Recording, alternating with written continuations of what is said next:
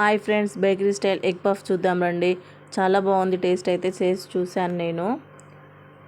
ఒక 1 కప్ మైదా తీసుకోవాలి. 1 కప్ మైదా, కొంచెం సాల్ట్, కొంచెం బటర్, ఒక 2 స్పూన్స్ బటర్ వేసుకోవాలి. వేసుకొని కొంచెం పిండి మొత్తం మిక్స్ అయ్యేలా కలుపుకొని తర్వాత కొంచెం వాటర్ వేసుకొని మిక్స్ చేసుకోవాలి.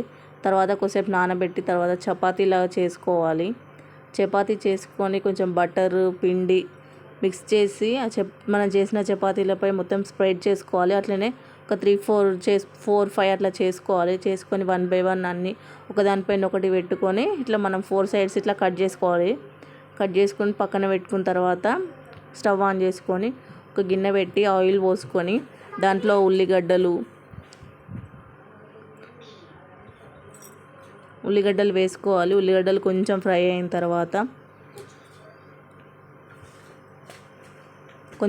తర్వాత పసుపు, కారం,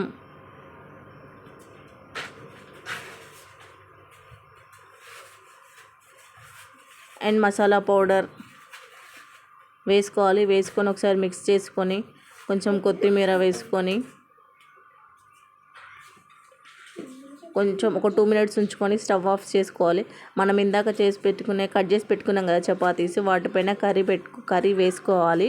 కర్రీ వేసుకొని ఒకదానిపైన ఒకటి వేసుకొని మనం ఎగ్స్ బాయిల్ చేసుకుని హాఫ్ కట్ చేసి పెట్టుకున్నాం కదా, ఆ ఎగ్స్ని ఒకదానిపైన అన్నిటిపైన అట్లనే సేమ్ పెట్టుకోవాలి. పెట్టుకున్న తర్వాత మనం ఎగ్ పఫ్ షేప్లో వాటిని ఫోల్డ్ చేసుకోవాలి.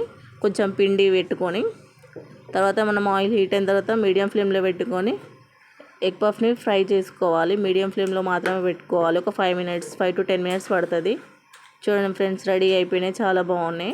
నేను కట్ చేసి కూడా చూపిస్తున్నాను. లేయర్ లాగా చాలా బాగా వచ్చింది. చూడండి, టేస్ట్ కూడా చాలా బాగుంది. మనం బేకరీలో తీసుకున్నట్టుగానే చాలా అంటే చాలా బాగుంది ఫ్రెండ్స్. ఒకవేళ ఈ వీడియో తిని కూడా చూపిస్తున్నాను ఫ్రెండ్స్. మీకు వీడియో నచ్చినట్లయితే లైక్ చేయండి, షేర్ చేయండి, సబ్స్క్రైబ్ చేసుకోండి ఫ్రెండ్స్. Thank you.